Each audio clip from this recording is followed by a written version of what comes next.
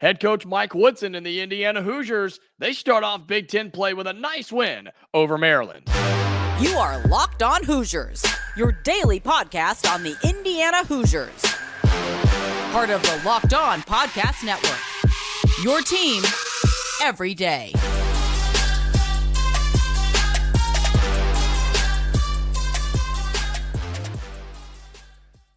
It is the Locked On Hoosiers podcast. I'm your man, Jacob Goins. I appreciate you making Locked On Hoosiers your first listen each and every day. Shout out to the everydayers who are here every single day. You are the reason that this podcast has been so successful. It continues to grow, and I appreciate you for being a part of that. Part of the Locked On Podcast Network, of course, your team every day. Today's episode is brought to you by LinkedIn. These days, every new potential hire can feel like a high-stakes wager for your small business. That's why LinkedIn Jobs helps find the right people for your team faster and for free. Post your job for free at linkedin.com/lockedoncollege. Terms and conditions apply. Indiana starts off Big Ten play with a nice win over Maryland over the weekend. They take down Maryland 65-53, coming into the weekend 65-53. And the Hoosiers, believe it or not, are 6-1 on the year and 1-0 in conference play. 65-53, the final score here. Lots to break down, so let's jump into this thing. Indiana came out and really controlled the game from start to finish. And is that the first time this year? I think so. I think this is one of the very, very few instances early this season that we've seen this Indiana team control the game like this. They got off and running. They had a lead, and they never looked back. Right. And they were up 40-28 at the half, and you're feeling pretty good. Could have felt like it should have been more. Right. And then the second half, you play even. You slow down the offense quite a bit. The shooting kind of dropped off there in that second half, but you held them to 25 points as well. And you come out with a double-digit victory at home to open up Big Ten play over Maryland. You look at some of the stat lines here quickly. We'll get into some discussions and kind of what this means coming up in just a second. The big storyline was that Xavier Johnson did not play. We know he was battling injury. Him and Malik Reneau were questionable to start in this game or even play in this game. And one played and one did not. And Xavier Johnson obviously did not play. And so the question we were all asking, right, we were discussing it here on the show, was who steps up, right? Who plays in his spot? Who steps up to make the plays offensively, defensively, in the leadership category? Who does that when Xavier Johnson doesn't play? Well, Gabe Cupps got the start, but I think it was a good mixture of Gabe Cupps and Trey Galloway and CJ Gunn and even Anthony Leo, who didn't see a whole lot of action. He did take a shot, but I think the three guys of Cupps, Galloway, and CJ Gunn, who all played double-digit minutes. Galloway played 34. He played more than anybody. That's who I said was going to have to step up. And while Galloway's shooting, right, his actual jump shots are not there yet. He only took the 1-3, and I'm fine with that because his shot's just not there, right? He makes the layups, the backdoor cuts, the dunks in transition. That's what Trey Galloway needs to be doing right now because that's where he's comfortable and that's where he's making shots. He was 6 for 10 with 12 points in this game. You had Gabe Cupps, who didn't score, but he played significant minutes. He played 24 minutes, and he had a couple of steals. He did have 2 turnovers, and he was just kind of out there as your energy plug-and-play type of guy, but didn't give you a whole lot, and neither did CJ Gunn. But luckily, the other positions did, to where the guards didn't lose you the basketball game. I didn't think this group was going to go and win the game for you, but they didn't lose the game for you. And I think that's a big, big shout out to them. I know that sounds kind of weird to say, but I think it means a lot when you lose Xavier Johnson and you're having to rely on Gabe Cupps, Trey Galloway, and CJ Gunn. Now, the positions that did step up were everywhere else. Kel'el Ware continued to do his thing. He continued to be a double-double machine, 18 points, 14 rebounds. 2 of those offensive. I'd like to see some more of those, but whatever. Shooting 8 of 12 from the field, made the one and only 3 that he took. He only took 2 free throws, which I think is kind of odd. The officiating wasn't always clean in this game, but it is what it is. He had his double-double. Mackenzie Mbako continued to play well. He played 26 minutes, 4 of 9 from the floor, which isn't particularly pretty, but 1 of 2 from 3 and made all 4 of his free throws. That is what Mackenzie Mbako needs to do. He also had 7 rebounds, 3 assists, and a steal, and had just 1 foul and no turnovers with 13 points. Beautiful. Perfect. That's what Indiana needs from this young guy. And now maybe it's starting to get rolling a little bit now that Indiana's going to be playing some tougher competition, right? You also have Malik Reneau, who was questionable going into the game, but he played 19 minutes, 4 of 6 from the floor, and had 11 points, had 5 rebounds, 2 assists, did have 4 turnovers, which weren't pretty, but he also was in some foul trouble here and there as well. So overall, your starters played really well. And while it's not the sexiest offensive performance at 65 points, when you play defense like that and you hold that team to 53 points, then you're doing something. It's okay, right? You held Maryland to 35% shooting. How about this? 12% from the three-point line, just 2 of 16. They got their shots up, but they weren't making them. And there were some that were the open, uncontested threes that Indiana has given up this season, but I feel like they did a better job here of defending the 3 and getting back and making them tougher shots. So shout out to Indiana there as well. I think the defense was good. The offense could have been better, but you got what you needed out of your guys. And hopefully you can start to get a little healthy. And we'll talk about that coming up in a second as well. But overall, a good performance. You get your first win. And here in this 4-game stretch that we talked about a few shows ago, you're 1-0. You're 1-0, and you're going to take on a Michigan team that's not all that great. And that's where we go next, coming up on Locked On Hoosiers with the Michigan Wolverines. How can Indiana move into that game early this week? How can they go 2-0 in Big Ten play? And in this 4-game stretch of Maryland, Michigan, Auburn, and Kansas, they're still aiming for that 3-1 that we've talked about. And you're off and running with the win over Maryland on Friday night. We'll talk about what's coming up for Indiana here on Locked On Hoosiers in just a second. Today's episode is brought to you by our friends over at LinkedIn. With LinkedIn, when you're hiring for your small business, you want to have as many top-tier candidates as possible to interview. That's why you have to check out LinkedIn Jobs. LinkedIn Jobs has the tools to help find the right professionals for your team faster and for free. Hiring can be a headache. It can be a disaster. It can be a really long, drawn-out process. Not with LinkedIn. You post your job within minutes. It has the algorithm that tells everybody exactly what you're looking for, and you interview the right people for your small business. LinkedIn isn't just another job board. LinkedIn has a vast network of more than 1 billion professionals, which makes it the best place to hire. LinkedIn knows that small businesses are wearing so many hats and might not have the time or resources to hire new employees. For LinkedIn, post your job for free at linkedin.com/lockedoncollege. That's linkedin.com/lockedoncollege to post your job for free. Terms and conditions apply. Well, what's up next for Indiana as they get this win against Maryland? They're 1-0 in Big Ten play, 6-1 overall on the season. What's coming up next, and what can we expect in the next couple of games for Indiana here in 2023? Well, we're in this 4-game stretch that we've talked about, right? You started off with Maryland. You now have your second Big Ten game in a row on the road at Michigan coming up on Tuesday night. Then you take on Auburn, who just lost to App State on the road, so I think they look a little vulnerable. And same thing with Kansas, who doesn't look big and mighty and bad. Now, they had a great win the other day, and they're playing a really tough non-conference schedule. But Indiana's got to feel a little good about themselves, right? With this Michigan team, and we'll have a full episode go up tomorrow previewing this game. They're 4-4 this year, guys. They're 4-4, and they're on a losing streak, 2-game losing streak, and have a chance to make it 3 with Indiana. They've won 1 game in their last 5. This is a Michigan team that is struggling as of late. Can the Hoosiers take advantage of that, right? But the big question, and I'm just now looking at this, ESPN giving Michigan a 70% chance to win. Come on now.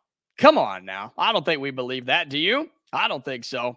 I don't believe that, but that's okay. Let them keep doubting. That's fine. Let them keep doubting this Indiana team. The big question for Indiana moving forward, of course, is what's the status of Xavier Johnson? And really, what's the status of Malik Reneau? How fully healthy is he? And when does Xavier Johnson come back? We'll learn as we get closer to tip-off time tomorrow against Michigan. But this is a game where you are probably going to have to score more than 65 points. More than likely, you're going to have to, because I think Michigan, while they're not a great team, I think they're a better offensive team than Maryland is. And I think they've got a little bit more experience than Maryland did. And you're also going to be on the road. So you're playing your first true road game of the season if you're Indiana in this basketball game. That's a tough thing to do. And Michigan's a tough place to play. It really is. It's a tough place to play on a Tuesday night, right? The country will be watching. It's a big game, right? Not ranked, but two big programs from the Big Ten. So having a guy like Xavier Johnson on the floor, whether he's 100% healthy or not, I think it's a big deal. Use him for leadership and use him for some offensive generation, because you're going to need it. Keep relying on Kel'el Ware. Keep relying on Malik Reneau if he is healthy, right, and still able to go at his full speed. And then Mackenzie Mbako. I'm not saying you rely on him, but how refreshing and how great is it to see him finally get comfortable a little bit, right? Start to actually play some basketball and not running for fun and being out there for 25, 30 minutes and having no stats to prove it. That is really good. I really hope this. I hope Mike Woodson and this coaching staff, I hope that they start running plays for Mackenzie Mbako like they were doing in the Maryland game. But I'm saying even more. Like, I want high pick and rolls coming off the dribble, pass off of a screen, because his shot off the dribble or off the pass is so beautiful. I mean, his shooting stroke, for the size that he is a really, really good shooter. And confidence is the biggest advantage for a guy like him. That's the biggest threat to an opposing team, is somebody like Mackenzie Mbako, or really this entire Indiana team, having confidence. And right now they should. They should have confidence. You've beaten Louisville. You beat Harvard. You beat Maryland. You've beat two Power 5 teams and another team that'll threat to make the NCAA tournament in Harvard. So this team should have some confidence right now. They should. And here's the thing too. Look around college basketball right now, man. Look around college basketball. The top teams are losing left and right. They're flying off the walls. College basketball is going crazy in early December, late November, early December. Like, it's going insane. And I don't know how many great teams there are. And I'm not saying Indiana's trying to be great or anything. They can be, and I think they can be down the road. I think they could be really, really good. I think great's a strong word, but I think they could be really good. But again, look at the Big Ten. You have teams like Illinois, Indiana, Northwestern, who got a huge win over Purdue. How about that? We got to mention that, don't we? How about Northwestern taking down Purdue again? We love to see it, don't we? We love to see Purdue go down as the number one team in the country. But you've got some teams in there with one loss, but then it's all over the place. It's all over the place. So I think at this point, Indiana has to feel good about themselves. And I'll say this too about the road ahead.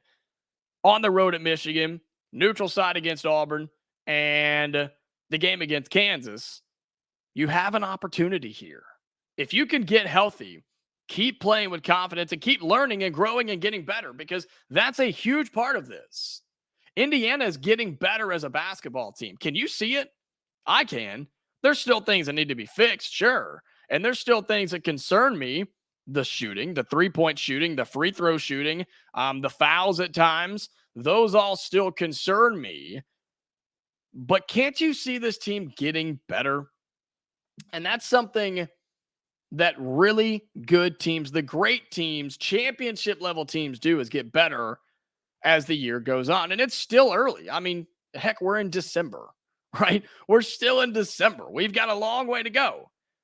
But the fact that they're getting better and confident and have a chance to start 2-0 in Big Ten play and have two really good chances to take down a strong Power 5 top 25 near team. I know Kansas is. I think Auburn probably should have been. They won't be now probably since they believe they went on the road and lost to App State.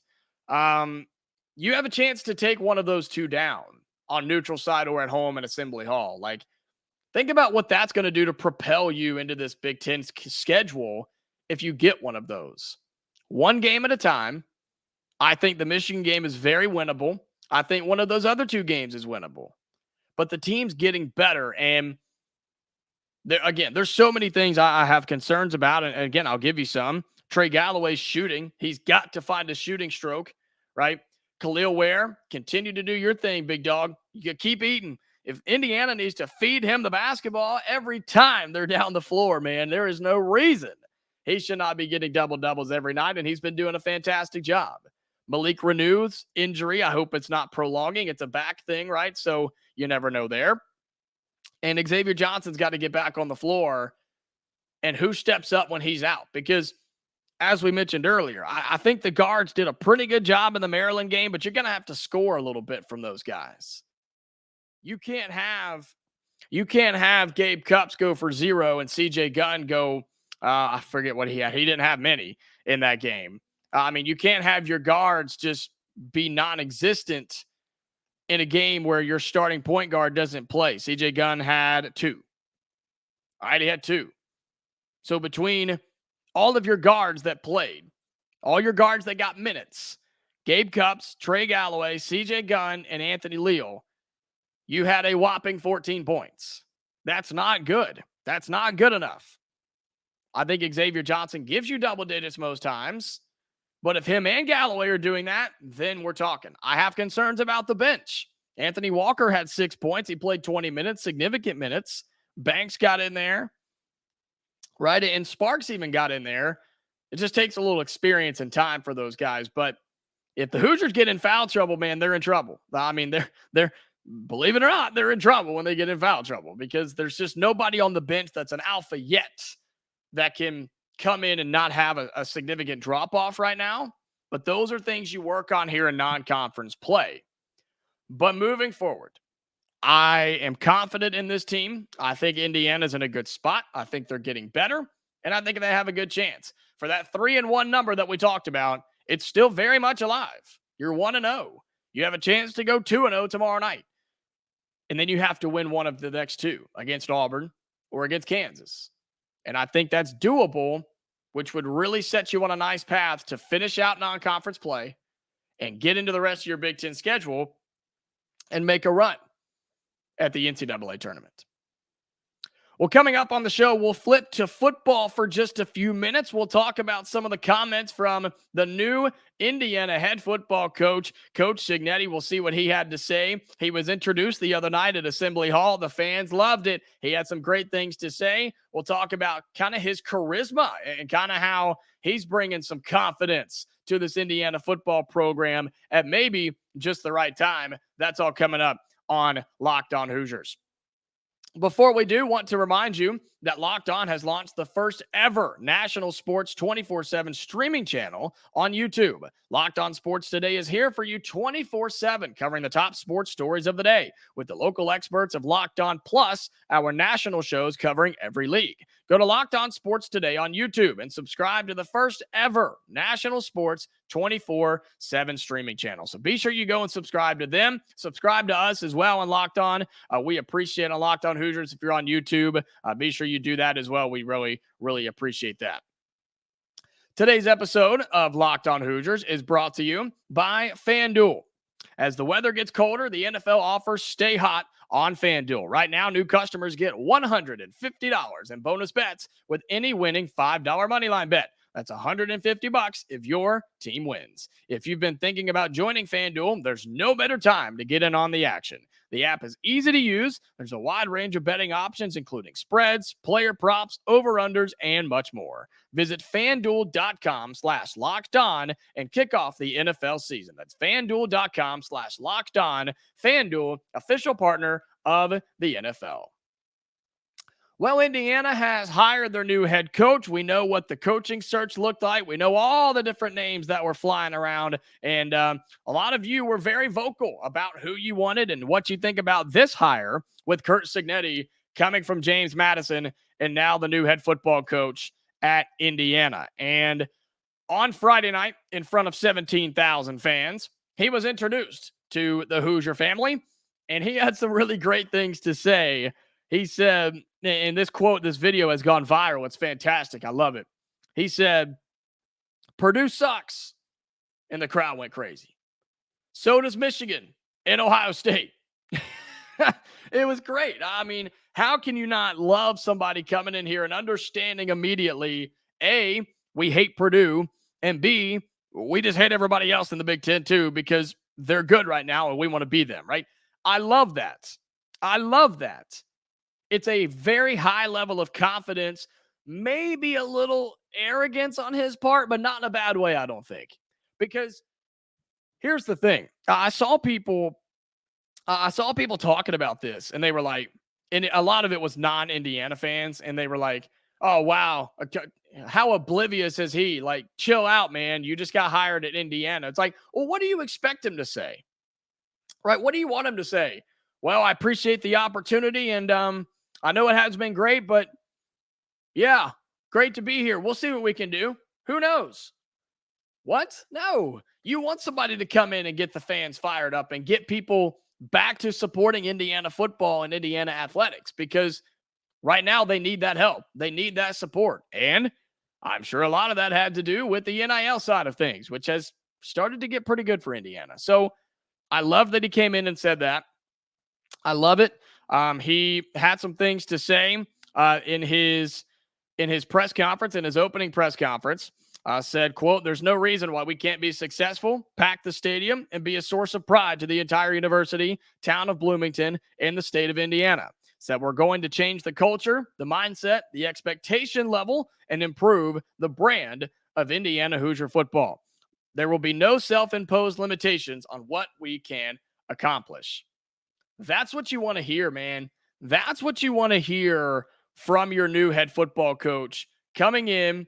He understands that, look, we can all be honest with ourselves, right? It's a hard place to win. Indiana is a hard program to win at in football right now because of what's happening around them, because of Ohio State and Michigan being as great as they are. And of course, Michigan now being in the college football playoff. You have more teams coming to the Big Ten. It's getting bigger and bigger by the year. And all of the factors we've talked about with the transfer portal and NIL, which Indiana just hasn't been able to get caught up to yet. But I think they're getting there. But I love him. I love him talking about we're going to change the culture, the mindset, and the expectation level. And I think that should be across all platforms. I think that should be across everybody around this thing, from somebody like me who talks about this team every day, from somebody like you who wants to listen to this team and watches this team every day, from the people in the building to the coaches, to the players, to the donors, to the everybody at the school, everybody involved that has anything to do with Indiana football. The expectation level needs to be changed. And if you start to do that and you start posting results, the expectation level from those outside of Bloomington and those outside of the state of Indiana will start to see that too. And that's what he's trying to do here. That's what he's trying to say with all of this is we're going to change the way people look at Indiana football, because it doesn't have a good light right now. It doesn't. You just had a 3-win season. There's not a whole lot of positives to take from that. But Curt Cignetti wants to change that. And if he doesn't get you fired up, I don't know, because he's got me fired up. Now, we need to have realistic expectations at the start of his tenure. we can't expect a 9-10 win season in year one, but I think it's fair to say if you go and get the right guys, if you go and get a quarterback that can play and go get some playmakers around him and replace some guys on the defensive side of the football, I think a bowl game is a legitimate expectation. And he has gotten this fan base fired up. I can see it. I can hear it from you. And I think it's a good thing, man. I think a lot of people in the last couple of days have really jumped on this hire and really are starting to back it up a little bit. His resume is there. It's there. And I think his attitude is there. And the good thing is, I think he understands what mountain he's about to climb. Like it's a tough trail he's about to go down.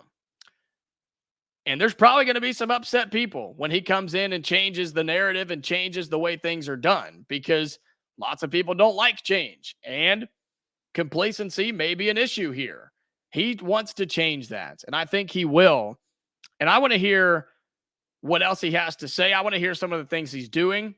I want to see some of the things he's doing. And I know it's December, so this is a perfect time with the transfer portal opening up now today. And you have the early signing period coming up in a few weeks and the regular signing period in February. This is a crucial few months for Curt Cignetti in Indiana football. You want to talk the talk. Let's see what you got. Let's see what you can do in these first few months. I think expectations need to be limited. They need to be, they need to be understandable. They need to be not over the top, but having some expectations is okay. And I think Curt Cignetti's cool with that. I think he's asking for that. And he wants people to support this program and look at this program in a whole new light. And I think we'll get it. I'm excited. I hope you are as well. I'm excited to see what he does in the offseason as we have that crossing over with basketball season, which really getting into it, man. It's a lot of fun right now. And I appreciate you being a part of the show here on Locked On Hoosiers. Be sure to like the video on YouTube. It helps us out tremendously. Subscribe to the channel. We keep growing. We're going towards 1,500 subscribers. Would love to get there in the next month before the turn of the new year. If you're on any of your podcasting platforms, be sure you subscribe there if it's an option. Turn on notifications. We're free and available wherever you get your podcast as we continue to grow. Lots coming up for basketball, continuous updates for football, and so much fun here on Locked On Hoosiers. Also on YouTube, be sure you go check out Locked On Sports Today. Drop them a subscription. They would appreciate that as well. Tomorrow is a preview episode of the Michigan game. Can the Hoosiers go on the road for the first time this year and get a win in Ann Arbor to start 2-0 in Big Ten play? That'll be coming up tomorrow on the show. But until then, Hoosier fans, stay safe, and I'll talk to you later.